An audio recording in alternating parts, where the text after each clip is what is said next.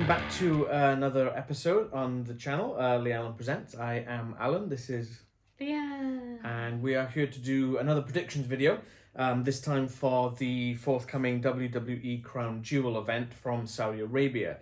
It's a bit of a weird one, these ones, because they always sort of end up on a Thursday. I don't know why. Maybe Thursday's like a big day in Saudi Arabia. Maybe, I don't know, maybe the weekend's different there. I have no idea why. Don't know. The only good side in that aspect, with a lot of the other pay-per-views, we tend to get spoilers because it happens at like ridiculous o'clock in the morning for us, but it's just normal time for America. It's like 7 in the evening for America, but it's like 2-3 o'clock in the morning for UK. With this one, it actually starts at 5 p.m. UK time, so it's literally going to finish work at 4, have a bit of a chill, and then straight into it pretty much, which is pretty cool. You know, it's not often we see them live. I used to stay up quite often and watch them live, especially WrestleManias, but I think that those days are kind of past at the moment. So if you're in the UK tomorrow, or as we're recording it, this video, it's tomorrow, 21st of October at 5 p.m. is where you can watch it on the WWE Network. Check your local listings if you're in another part of the world or a different region or whatever. So this is the third Crown Jewel event. They have had other events in Saudi Arabia, like the Greatest Royal Rumble. I think they had a Super Showdown down there at one point. But it's the third one, and generally they tend to be, the first one was nothing more than like a glorified house show. Yeah. Nothing really big happened on it. The main event was Degeneration X of Shawn Michaels and Triple H. So Shawn Michaels came out of retirement for this match against the Brothers of Destruction, which is The Undertaker and Kane. And as we all know, that match, if anyone's seen anything of this, that match was just a total train wreck. The whole card was just a bit meh. Yeah. At best. The second one happened nearly 2 years ago, obviously because of the pandemic, and they sort of had to stop traveling back and forth to Saudi Arabia for a little bit. So the second one occurred on Halloween night in 2019. Yeah, 2019, I think what year we were there. And that was headlined by Seth Rollins defending the Universal title against The Fiend. And again, because the first one was pretty much a throwaway event, we didn't really put much stock in the card because that was about it. But we sort of, I think we were watching something else and we had, I think it was my phone or the tablet sort of just on the side, and we were watching it like that, not really paying full focus to it because, again, throwaway event, a glorified house show.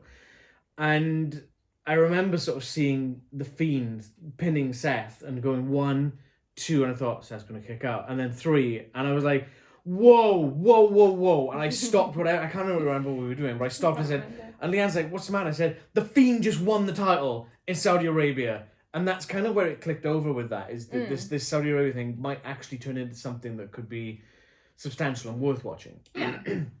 Obviously, again, because of COVID, they've not really been over there since. I think there was another event in between, I can't remember what it was. But again, that was, I think it was where Goldberg won the title off The Fiend, I think, if I remember rightly. Was that Saudi Arabia? Might have been. It's been a little while. It's been a little while, so I can't remember the specifics. But looking at the card, and we'll go through the card as we usually do in a minute. Max is here. Hello. There's a few potentially decent matches on there which could be good, but they could just end up just being trash, you know. Yeah.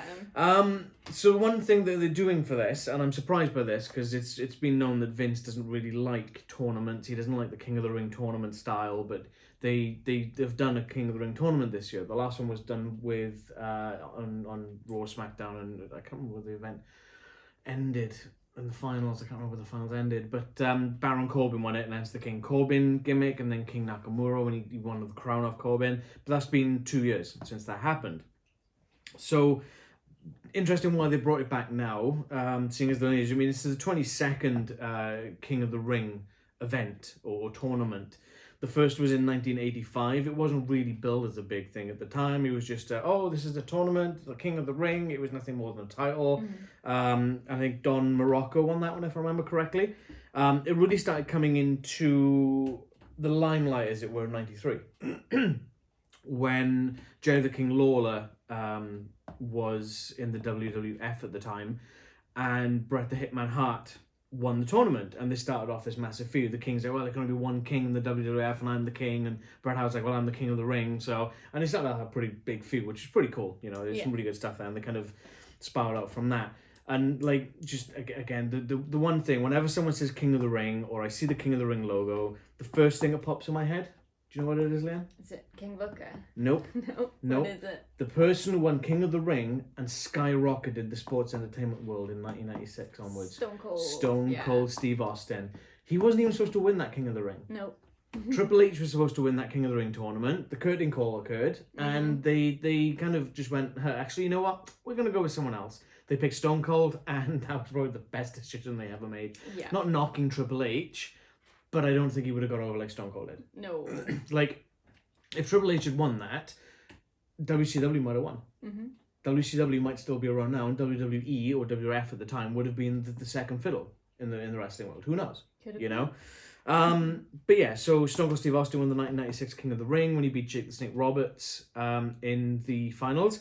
In the semi-final match, which occurred earlier that night, because the King of the Ring used to be a pay-per-view event, I believe it was in June, if I remember correctly.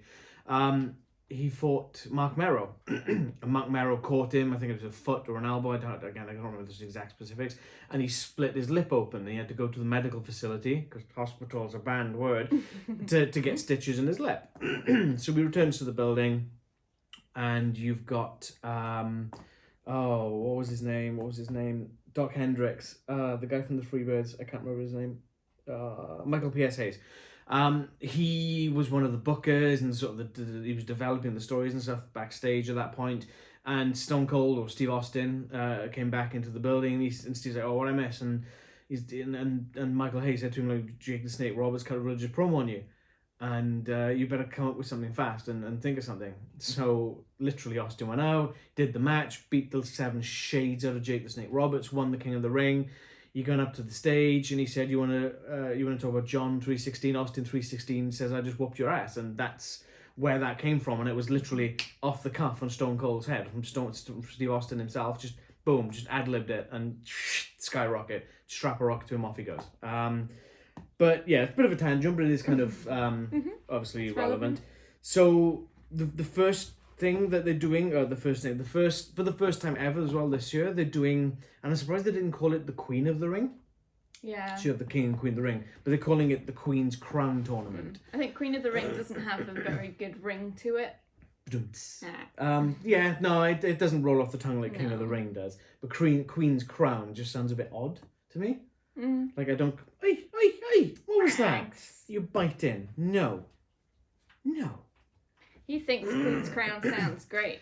So, I mean, that's just a bit of background between the sort of the King of the Ring and the Queen's Crown, obviously the first one, and a little bit of the history of Crown Jewel itself. You can watch all these on demand if you have the WWE network outside of the United States in the world. If you're in the United States, you have to watch them on Peacock. I don't know if they've archived everything on Peacock yet. I know there was a bit of an issue with rolling the content out. But if you did want to watch some of the previous ones, some of the Saudi Arabia stuff has been pretty decent, like the largest Royal Rumble. Yeah, I think it was 50-person Royal Rumble with Titus World Slide. That was so good. Oh, that could have been so disastrous if you... Just look up Titus O'Neil World Slide. Yeah. Good stuff. Anyway, so what are you doing, Rex? What's going on? He's gonna get you. What's going on, kiddo? So... Gonna go into the card now, and literally just as I was finishing work this afternoon, literally about an hour or so ago, I saw on one of WWE's social media pages that they've added a match to the kickoff show. I didn't realize they were doing a kickoff show until that point. So there's this whole thing about no cold matches, but here we go again. The Usos are defending the WWE Smackdown Tag Team Championships against the Hurt Business. Cedric Alexander and Shelton Benjamin. Where'd that come from? Vince's ass? I don't know. I really don't know. There's been no build-up. There's been nothing. These two teams haven't really fought each other. The only thing I can think of is when Roman fought Biggie and Bobby Lashley. But then the Hurt Business didn't get involved in that. So I don't know. Okay. I just needed a title match. Maybe they just needed some of the kickoff show. I mean, I was kind of curious about where the SmackDown titles were at this point, but then where's the Intercontinental Championship? Why isn't Shinsuke on the show fighting? Yeah. You know? Why isn't Damian Priest defending the US title on the show? You know? Why isn't Charlotte defending the Raw Women's Championship? So, I mean, there's so many things they could have done. But, just again, because there's no build-up, we're not really going to talk about anything about the build-up and whatnot. So, who have you got winning this one? Was it the Usos versus Hurt Business. Usos to win. Yep. Yeah, I got the same on that one. If they change hands on a cold match, they change that'd titles. be ridiculous. Yeah, there's something wrong That'd there. be just absolutely terrible. It'd be like if the Usos had to drop the titles for some reason, like personal family things. I don't know, but the only reason I could see that happening would be with the 24/7 title, but then that kind of implicates with the way the title works. Yeah. Okay. So we're going to work from my notes upwards to the sort of main event stuff. First up, we got the Queen's Crown Finals. Why have they put that first? Oh, this isn't necessarily the This order. isn't necessarily the order that Okay, they're showing the event in. This is just the sort of order that I've pulled them off the website. That's okay then. Or well, most of them off the website, and then the final two are on Raw because the semi-finals were on Raw for the King of the Ring and Queen's Crown tournament. So just to get this one out of the way, because I'm still a bit annoyed about this.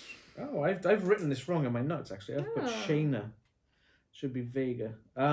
So we've got Doudrop from Raw fighting Zelina Vega from Smackdown. So the way the tournament worked, and we'll put brackets around this point somewhere just to show you how it's all progressed, is you had 4 competitors. Was it 4 or 2? 1, 2, 4 competitors from Raw, 4 competitors from SmackDown. These used to be 16. That's what getting confused about. Yeah. Back in the old school King of the Ring, you'd have 16 competitors. You'd have them narrowed down to the final 4. And then you'd have the semis and the finals on the same show. Yeah. You'd have the semis open and then the final towards the end of the show. I'd much rather that. I think that's a great testament to seeing how these guys can go out and do 2 stellar matches a night. Yeah. You know, fantastic. But yeah, to start with 4, I don't remember all the participants off the top of my head. I'm not going to I'm just completely just put that out there. But then you're going to have, at that end point, you're going to have someone from Raw versus someone from SmackDown. And then I guess it's like bragging rights. Like if Raw wins, oh well, I'm the King of the Ring. If SmackDown wins, well, I'm the King of the Ring, or I'm the Queen's Crown winner. So yeah, I'm really happy to see Zelina Vega in the match. I think that's a really good shout. She's been brought back quite a few months back. Was it July? Beginning of July, end of June, I think it was. She came back to SmackDown. She hasn't won a match since then until the beginning of the Queen's Crown, where she beat Carmella and someone else who I genuinely can't remember. But she's beaten 2 competitors at this point, and she's now in the finals. Then on the other side of things on Raw, we have so Friday night just gone. We had Shayna Baszler versus Doudrop. Yeah. Yep. We thought it was going to be a sure win for... Yeah, and Shayna had her in that clutch so hard. Yeah. And Doudrop just kind of pulls her legs, rolls back, and gets the win. And I'm just like, what mockery is this? What the hell is going on? Like, don't get me wrong, Doudrop's a competitor, she's an in-ring athlete, and I have respect for that. But I don't want to see Doudrop as Queen's Crown winner. No. That would just, I don't know, I feel like that would make a mockery of it. Yeah, and Zelina Vega could really be such a great queen.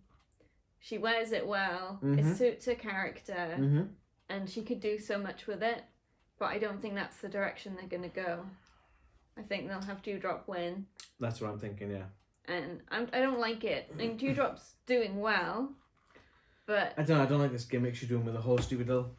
Yeah, the weird thing. Dancing. I don't even... Is it like, are they playing a piano? Is it jazz hands gone wrong? What is it? I think it's I don't get it. Happy. Maybe I'm just too old. I don't know. I think she's trying to be too young. Maybe. But yeah, I'm not sold on the character. It's interesting the way with her and Ava Marie, how that split worked. But now that she's on her own, there's sort of nothing left to it. Nope. But I think that's why they're going to give her the crown, because then she'll be queen. It can spark off another feud with Ava Marie, because they love repeating stuff. Yeah. And yeah, that's going to be...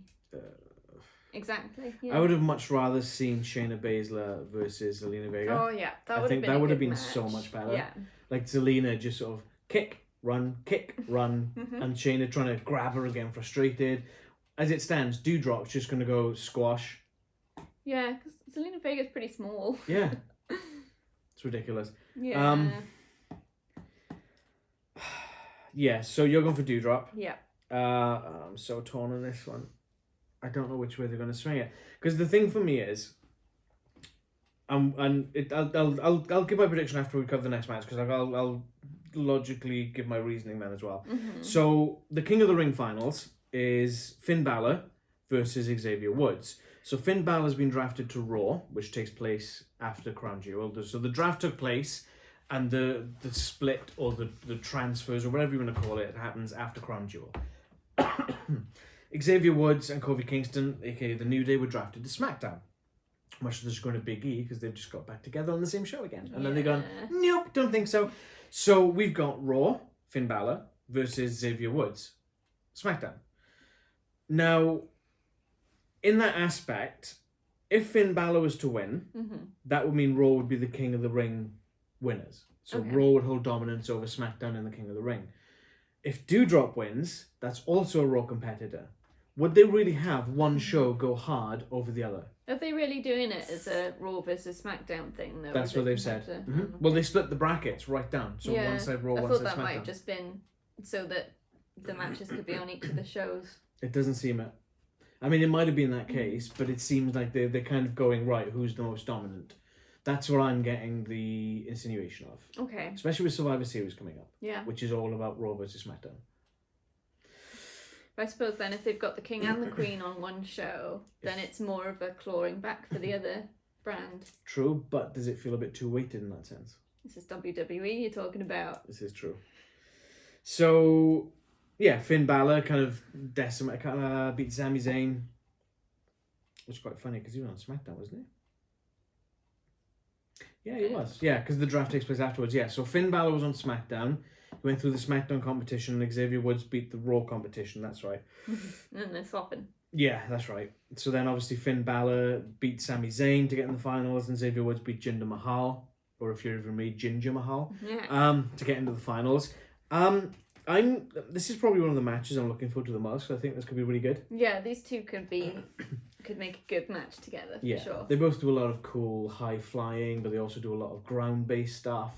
Quite hard hit. I think this is probably going to be the spoiler alert. I think this is going to be my match of the night. Nice, yeah. Possibly. Well, I'm going to stick with this for my match of the night. So, yeah, there's not really much else to sort of go on that. So, who have you got for this one?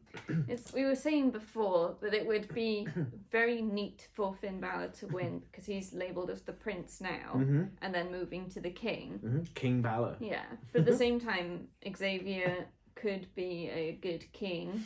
I feel that Xavier's the one that's had the least accomplishments in New Day. Yeah. So Kofi's held the WWE title.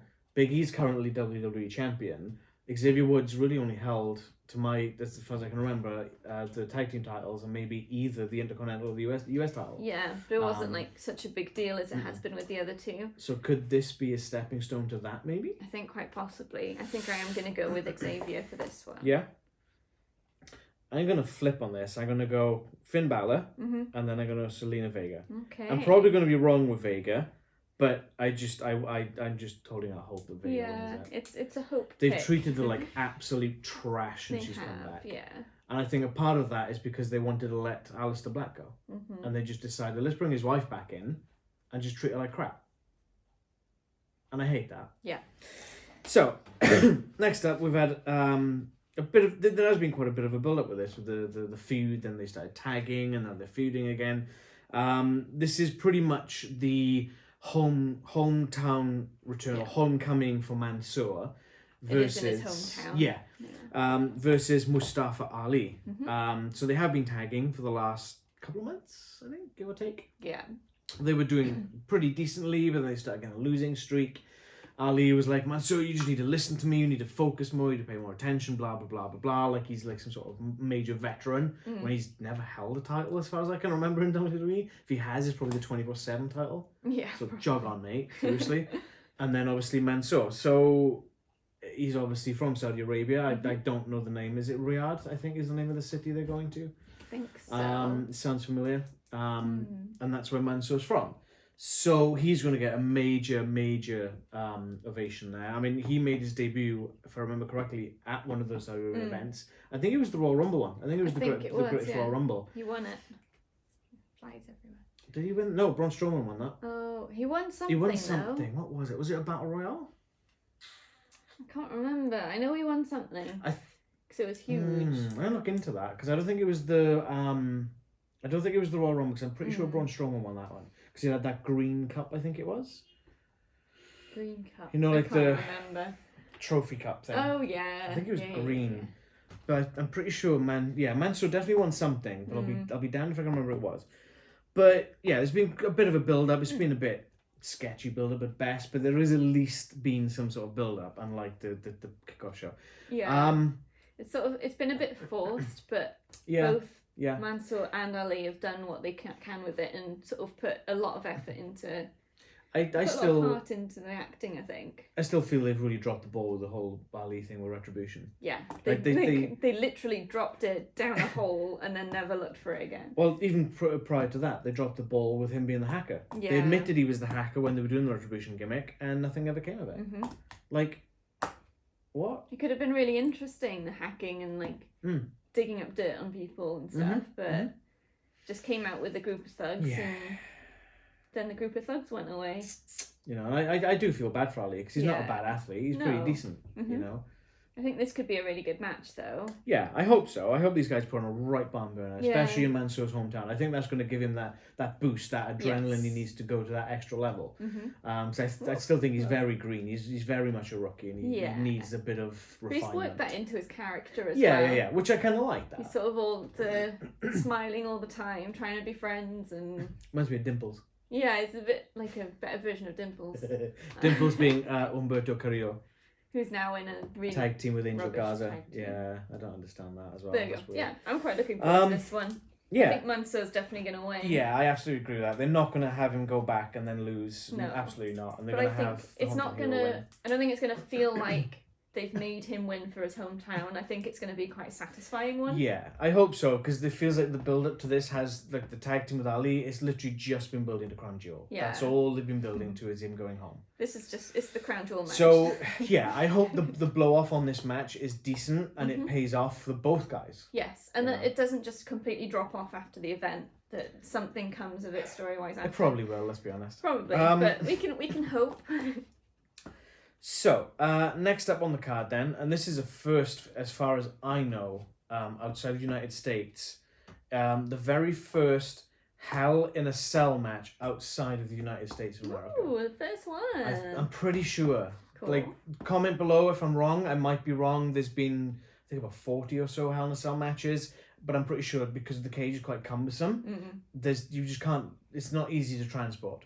So I'm like 95% certain this is the first one ever outside the United States. Cool. And it's going to be the trilogy payoff, the rubber match, as it were, of Edge versus Seth Rollins. So we had the match. Oh, Rex. We had the first ever sort of match between them at SummerSlam, which was a fantastic match. I remember that being a really good match. Yeah, I think it was my favourite match of the event, if I remember correctly. Edge won it. Superb, absolutely amazing win for him after all the sort of torture that Seth Rollins put him through over the sort of when he was retired. Excuse me. Oh. And then they had Smackdown, the first Smackdown since returning to the road in Madison Square Garden. And that felt a bit rushed. They were like, oh, well, next week we're going to have Seth Rollins versus Edge 2. Yes. Well, what? I don't understand. Yeah, it wasn't much like reason for it. I think that was September, so I think it was last month. But they should have built that up here. All the stuff they have been doing since that match, where Seth Rollins won, by the way. So Edge wins one, Rollins has won one. So as it stands, they won a piece. So this is like the rubber match. What they could have done is have this as the second match, build it up better. Like all the stuff with Seth Rollins recently on SmackDown, going to Edge's home, invading his home, Edge going absolutely ballistic and nuclear, pretty much melting down. Although the door was open, it's not really breaking and entering. No, but it's still an invasion. He's squatting. But I've quite enjoyed that stuff. Yeah, with some of the comments they've been coming up with and each other, and just saying how much they're going to decimate each other. And just Edge going nuclear, going Hell in a Cell, and Seth's face like, wait, Yeah. What have I done? Sort Bit of off more than almost, he could yeah. chew. So again, between this match and Finn Balor and Xavier Woods, I think these two are going to be the best matches of the night. Just going on the basis of the previous two matches that Edge and Rollins have had.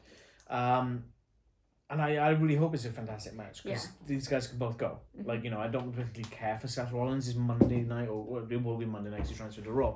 But is the Messiah gimmick, I don't really care for that. No. But he can go in the ring, absolutely can go. Yeah, definitely. And Edge, he still got it. I'm so surprised he still got it. Like, he's barely showing any ring rust, and I'm so happy because I've always liked Edge. Like, his in-ring work, and you go back and watch his early stuff in the Brood, and then his Rated R stuff. So good. So good. Yeah, so I think we might get a bit of blood in this one, hopefully. Yeah, I expect so. Which could be quite nice. Bound to be blood and Hell in a Cell, right? You say that. Usually. Didn't we go through an entire Hell in a Cell pay-per-view without blood? Probably. Because you remember they did the Hell in a Cell pay-per-view. They had a Hell in a Cell match on the Smackdown beforehand. Yeah. And then they did one on the Raw after as well. So that makes this I want to say the 5th Hell in a Cell match this year. They're going to overdo it.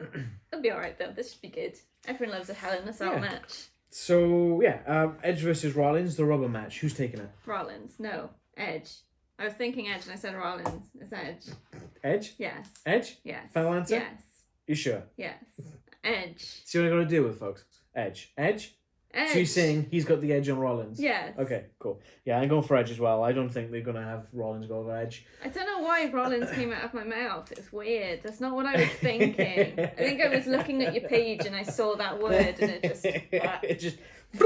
Yeah. It attacked me. So yeah, Edge to win. Cool. Sure. Next up then, we've got another violent match, as it were, in which we've been promised a murder. Yeah. Because Goldberg can't stop running his mouth like a retard. I'm gonna kill you. Yeah. So next up we've got a no holds barred match between Bill Goldberg, as in like go home, just retire, please, thank you, against the almighty. I could not think of his nickname there for a minute.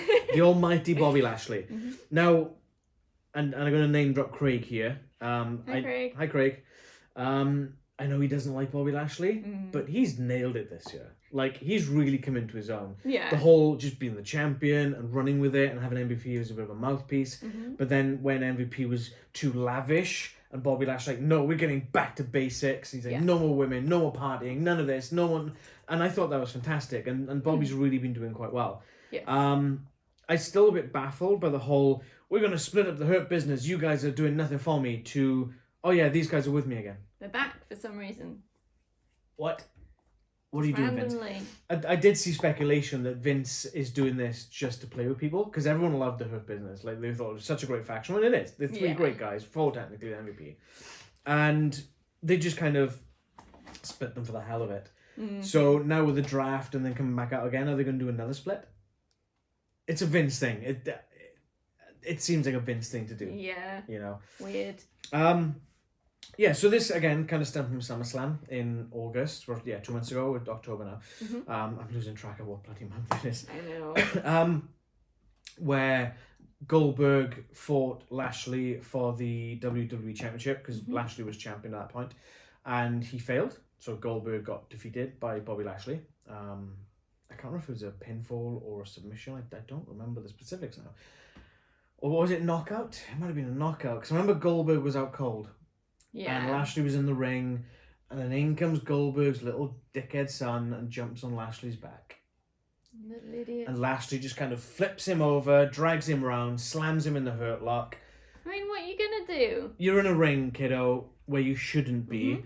His adrenaline's already pumping. Lashley's adrenaline's gone, and he's suddenly got someone on his back. What's he gonna do apart from defend himself? Exactly. I would do it. Guy out. Yeah.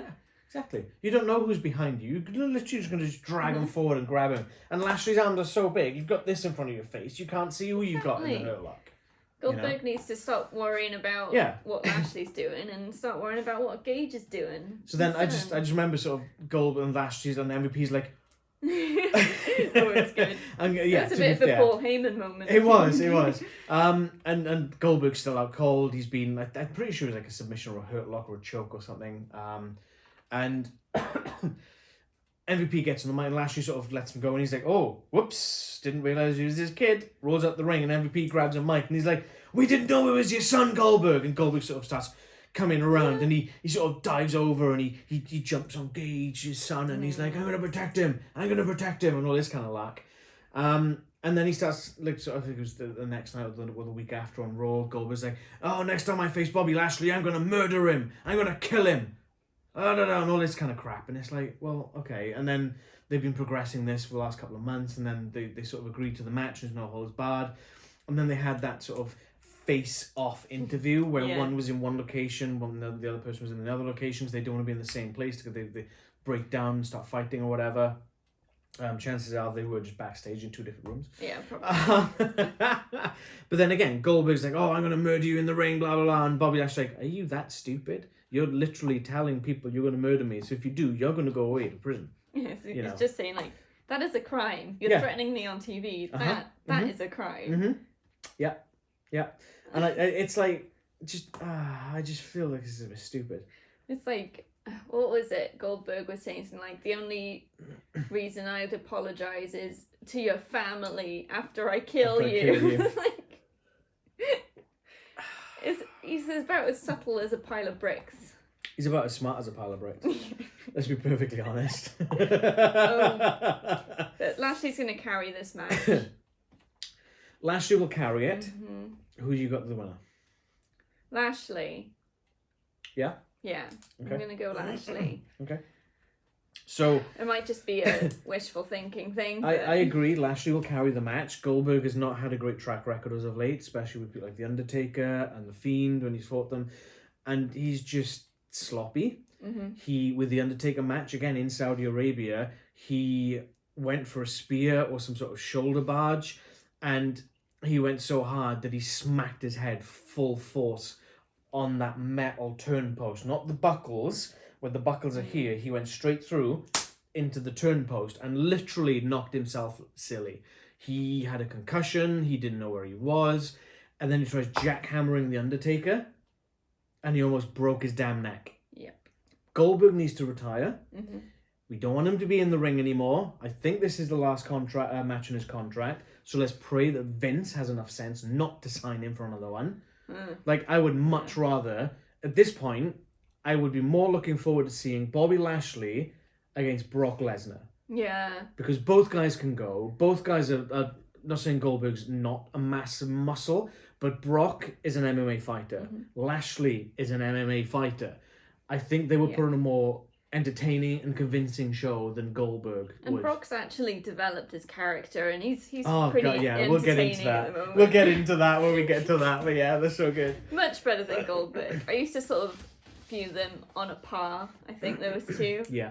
But yeah, I 100% prefer like back Brock. in the day. If you could pull out 1998, 97, 98, 99 Goldberg into today and fight Lashley, fantastic. Yeah. No problem. Like, he lifted up Paul White, the Big Show. Wow. Just deadlifted him into a jackhammer. Goldberg is a specimen. He is strong, but being strong is not all you need when you're in the ring. You just can't. You've got to have the cardio, you've got to have the timings, you just can't. Attention to detail and care. Yeah. Yeah. Yeah, which Goldberg doesn't have. No. So yeah, absolutely agree. Lashley will carry this match. Because Lashley has been carrying a lot of stuff recently and he is superb. He's gotten so much better. Ultimately, I believe Goldberg's going to win as that redemption story. And I wouldn't be surprised if his stupid little son's there as well. Yeah.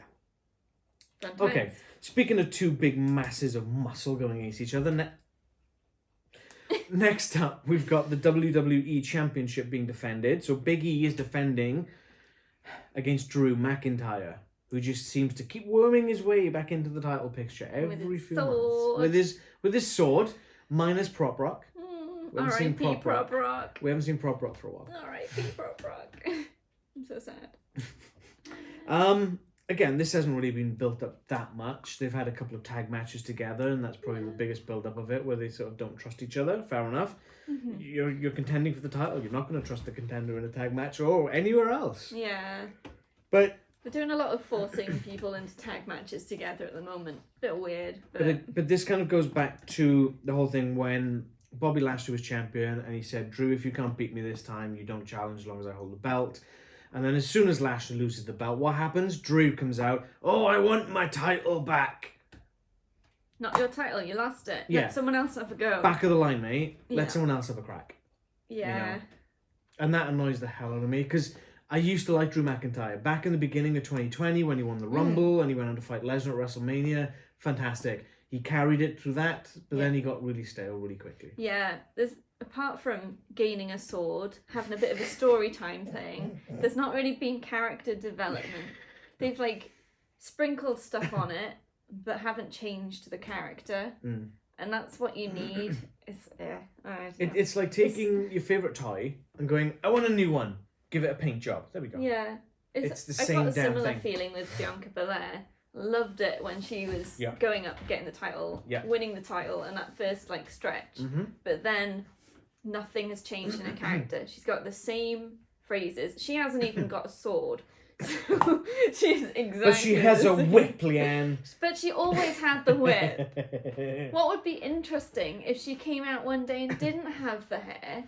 And it's like, that would be a huge shock thing. And then she'd have to do something else to build it up. Do you remember that? Yeah. That was interesting. She got the mum and cut. she brought the axe out and started hacking up the inflatable wacky tube flaming, whatever the hell they were called. But there needs to be a point for both these characters where something happens. It doesn't even have to be a big moment like hers, like Bailey's. Yeah. I know you just said the name and then it went. It could be a slow build up, but at the moment, Drew's got a bit of sprinkling magic on him, and then they just dropped the storytelling thing because they realised it was rubbish. Yep. Kept the sword because, I mean, they've got a sword, so they've got to use it. Yeah, they're probably still paying off for that. Yeah. Yeah, no. It's a shame. It's a real shame because they had so much hype, both of them. But, yeah.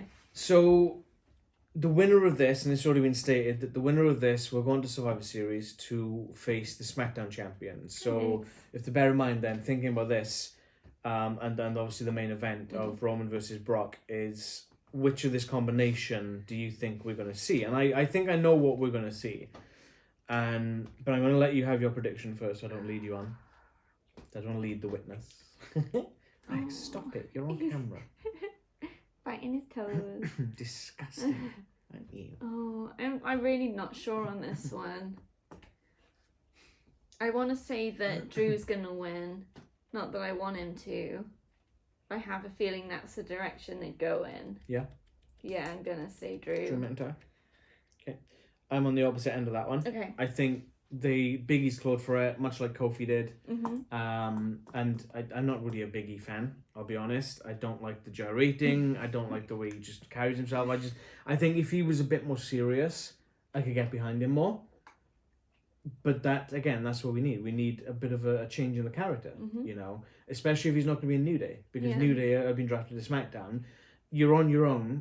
Don't try and emulate a faction which you used to be part of. I mean, yes, you could be Big E of the New Day in name, but you need to have that serious factor, like Bobby Lashley. Yeah. Like when he was doing the girls and the champagne and the partying and stuff, and then he flipped the switch and he became super serious and he became deadly. Yeah. That's what Big E needs to do. Okay. But I still believe Big E's going to keep it. Cool. Because he's fought so long and so hard, and I think people are happy with Big E having the title right now. Yeah.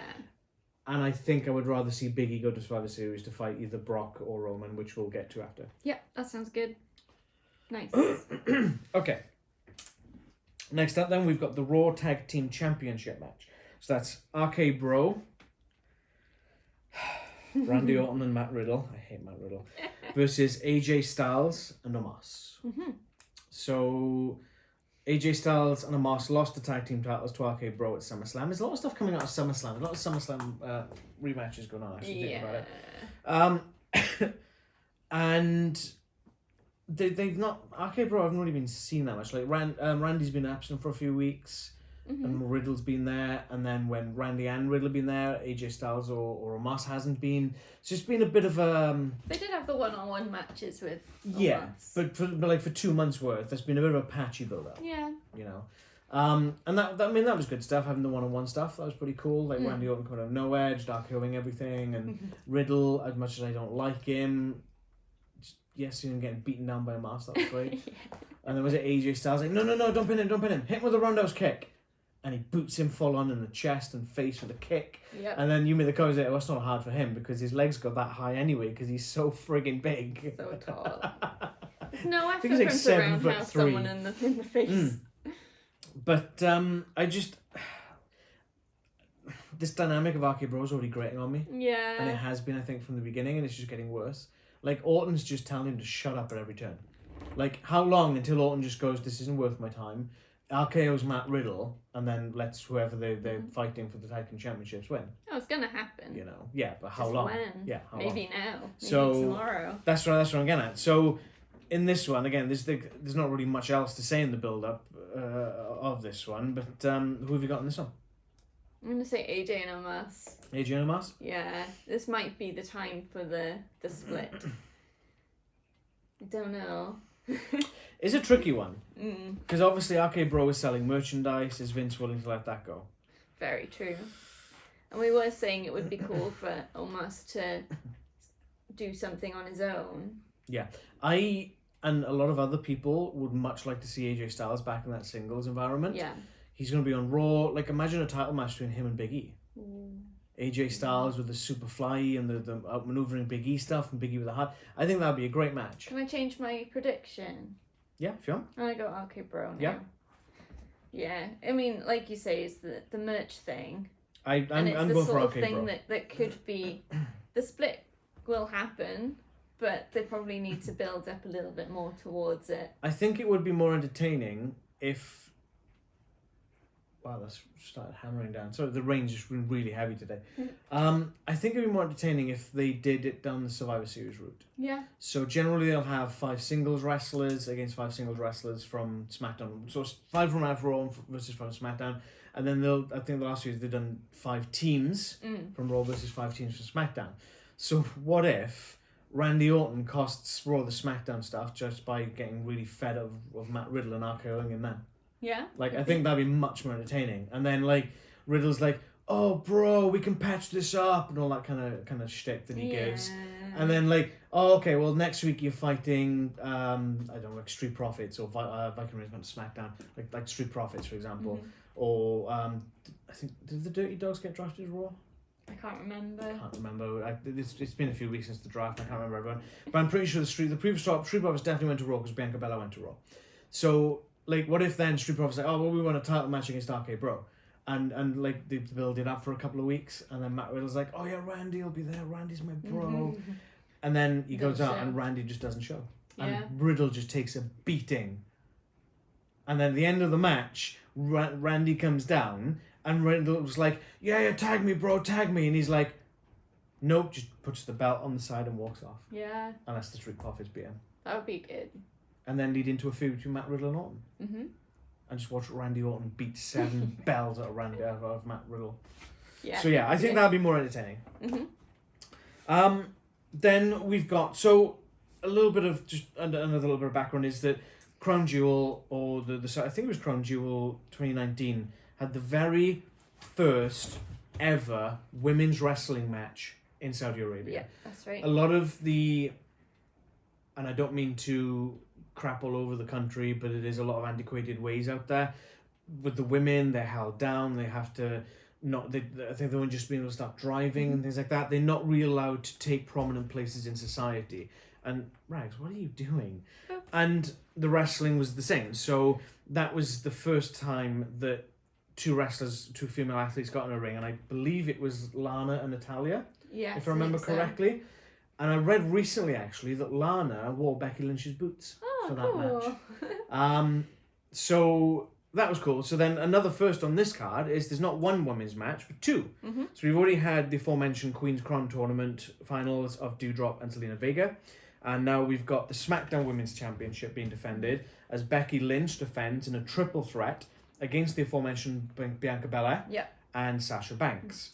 It'll be interesting to see what they're allowed in terms of ring gear this time. I'd imagine it'll be full head to toe still. Yeah, I expect so. So a lot of anyone who's watched wrestling and seen the women wrestlers, a lot of them tend to have a bit of cleavage, a bit of neckline and shoulders, maybe a bit of midriff and leg showing. just to sort of like, oh look, you know, they're sexy icons, they're women, they look great, they're in the ring, they're in good shape. Mobility as well. You know? Yeah, it could be for mobility as well, but I think a lot of it is. The guys have a lot of skin on show too. So. Well, yeah, this is true, but I think a lot of the thing with the women, especially to Vince's eyes, is sex appeal. Yeah. So that's what he's really looking at. Especially, we don't like that. You look at back of the Attitude Era, it was all about the sex appeal. Yeah. Like bra and panties matches and like mud wrestling things and like all that kind of stuff. But there was a different age. In the late 90s, it was a different thing, and women were a lot more, I was going to say desire, that's not quite what I meant, respected. They were more objectified. Yeah, they're a lot more respected now. They're in a hierarchy. They're going up there, especially in women's wrestling, where the matches will be... Okay, we'll cover this in a sec, actually, because I forgot to mention that in the Queen's Crown tournament. So back in the Attitude Era matches would be like 2 minutes long, and now you've got WrestleMania main events with Sasha Banks and Belaire, or you had Charlotte, Becky, and Ronda Rousey a few years back, and they're having these like 15, 20, 30-minute long matches, Hell in a Cell matches, ladder matches, Money in the Bank matches. So it's great to see the women are getting that spot as well, especially in a country which doesn't really allow that sort of thing, but they still have to follow the rules, and I think they still will have that you have to cover up still, which you know, but if that means we get to see 2 women wrestling on the event, then so be it. You know, great, fantastic. So just quick side note about the Queen's Crown matches, and I'm not going to say what originally popped in my head, but nearly all the matches in the tournament are 3 minutes or less, every single match so far. Yeah, I haven't even noticed. What happened? Like, what? The men's ones have been a decent length, haven't they? Mm-hmm. All the women's matches have been under 3 minutes, pretty much. So yeah, that's fun. Thanks, Vince. But anyway, going back to the match at hand, so we got the SmackDown Women's Championship match. Alright, that's so nice. So Bianca Belair went into SummerSlam as the SmackDown Women's Champion, and Sasha Banks was supposed to be the opponent. As we've covered on, I'm not going to go full form, but as we've covered the event reactions, Sasha Banks couldn't wrestle, Kamala comes out. Everyone thought, oh, Kamala's going to fight, boo, this is boring. And then Becky Lynch comes out, and everyone's like, yeah, Becky Lynch. She comes out, beats Kamala up, challenges Bianca Belair to the match. 26 seconds later, she's getting pinned, and she's lost the title to Becky Lynch. Everyone went ballistic, and this is a full-blown heel turn from Becky Lynch in the subsequent weeks.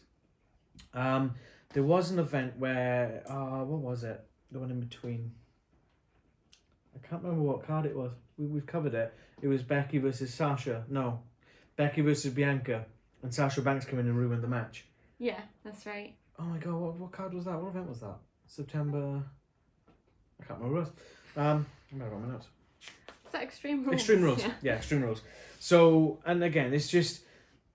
The last 2 matches for the SmackDown Women's Championship have just been a bit trash. This is so cute. He likes his like he's falling asleep. Bean. He is falling asleep. Like he's a little bean on the table. Enjoy this, guys. Enjoy this. Premium content. We should start a pay-per-view for this. Gotta get up. Gotta bills paid, people.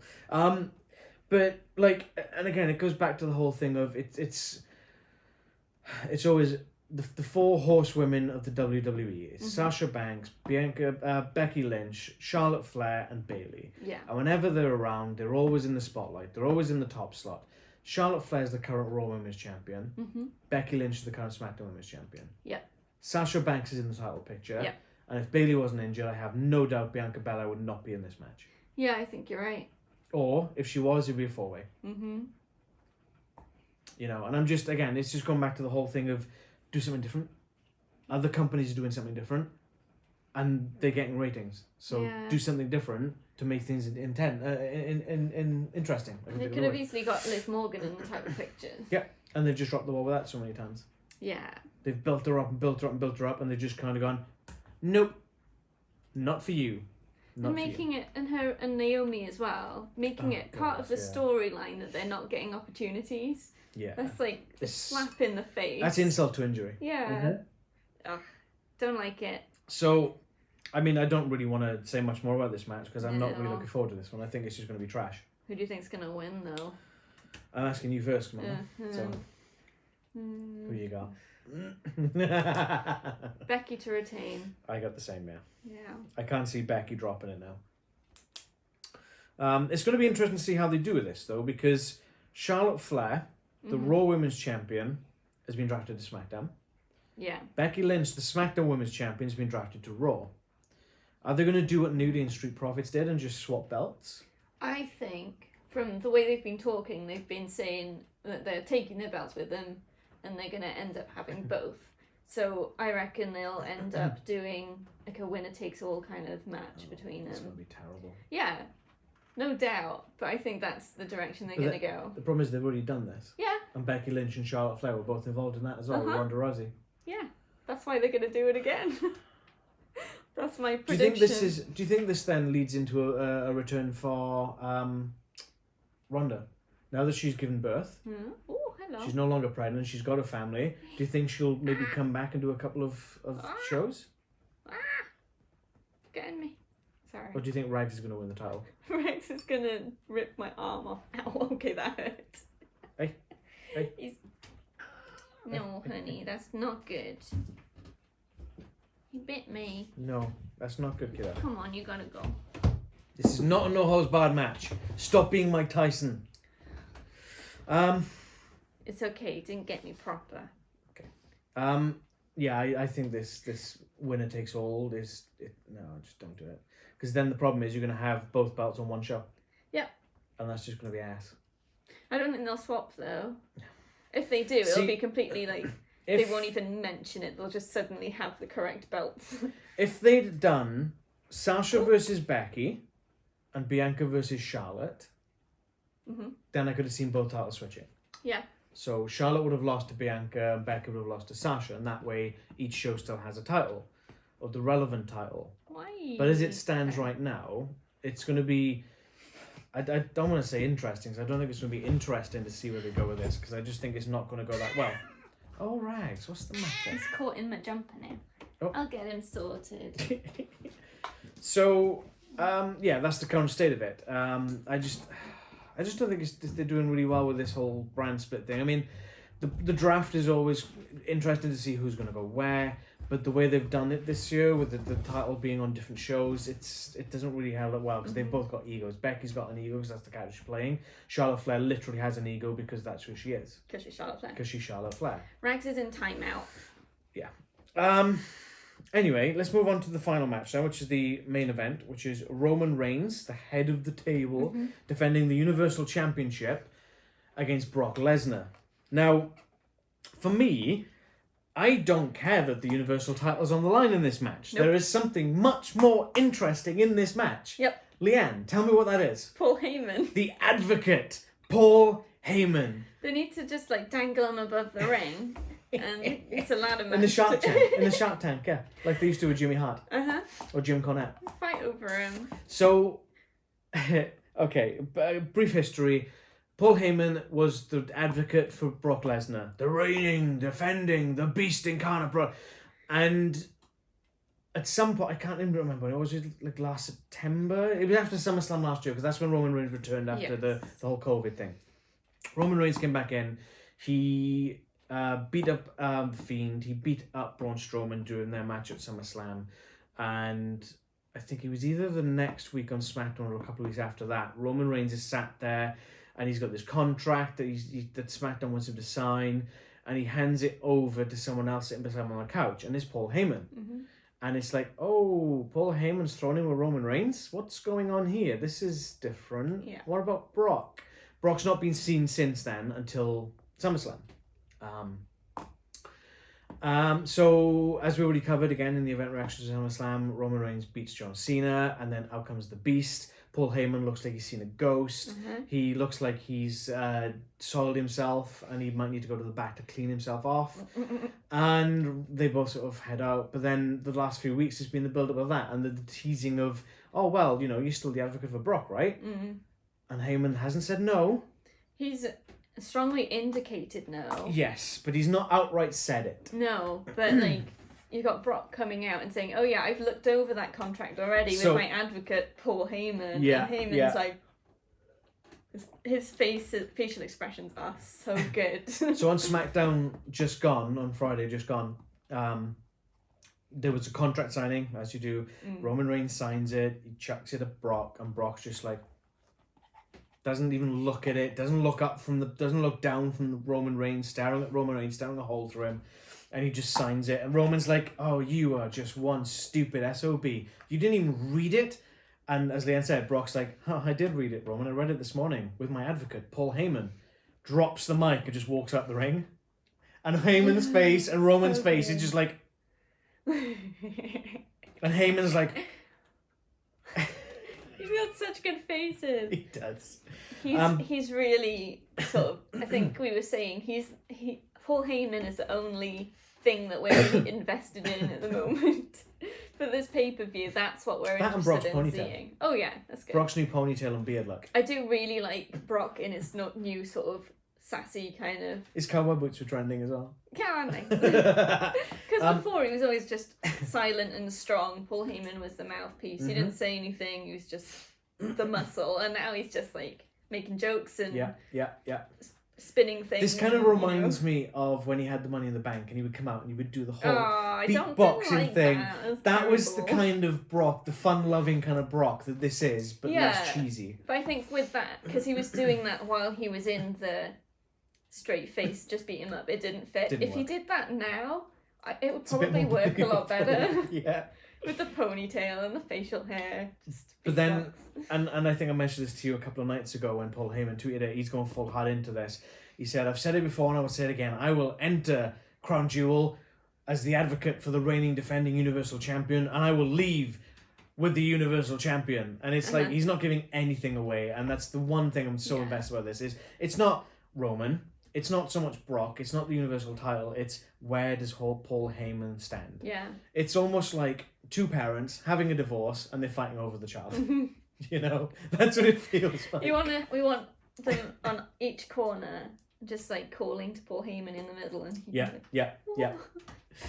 Which way to go? Yeah, so I bet he knows though. He knows what he's doing. Yeah, he does absolutely. So in that aspect, then, who gets to take Paul Heyman home?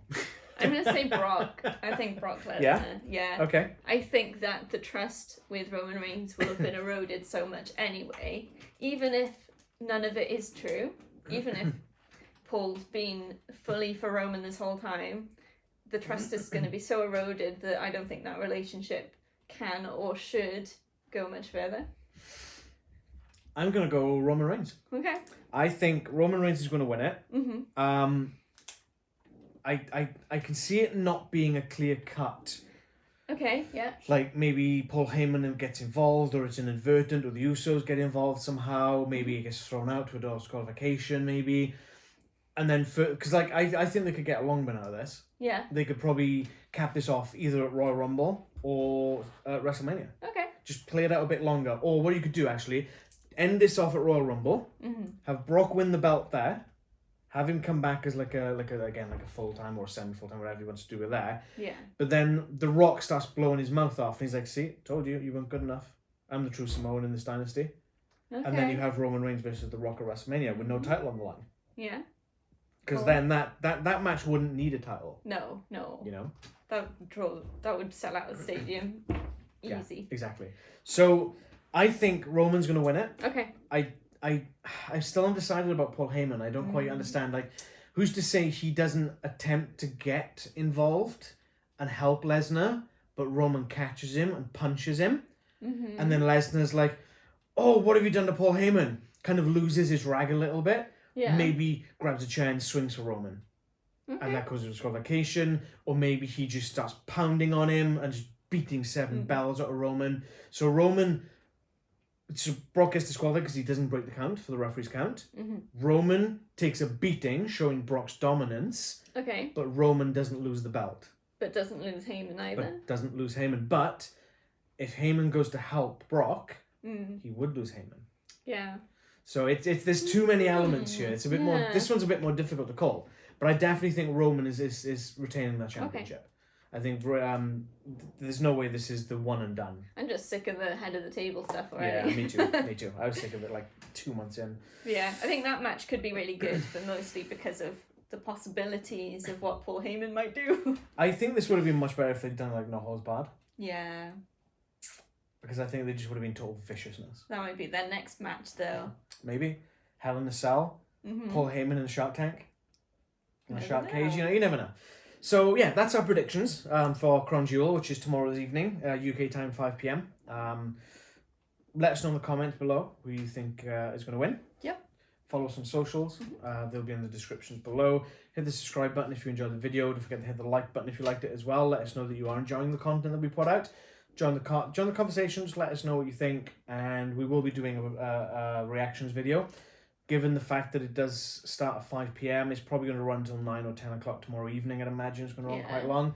So we'll probably look to get the reactions video up on Friday, late Friday, maybe Saturday morning, depending on when we can get around to filming it. Obviously, with work restrictions and whatnot as well. We'll do it as quickly as we can, though. Yeah. But yeah, so if you are watching it, we hope you enjoy. We hope we enjoy as well. Let's hope there's some really good matches in this. There's some potential for good matches. But some potential for bad matches. Oh yeah, there's absolutely going to be some duds, absolutely. But it's alright, we can just do something else while those are on. Yeah, exactly. That's the downside of having watched it live. You can't fast forward through them. Not that we do anyway. But yeah, so enjoy the show. Hope you enjoyed this video. We hope you look forward to the reaction video, and we'll see you on the other side of Crown Jewel. Enjoy. Bye-bye. Bye for now.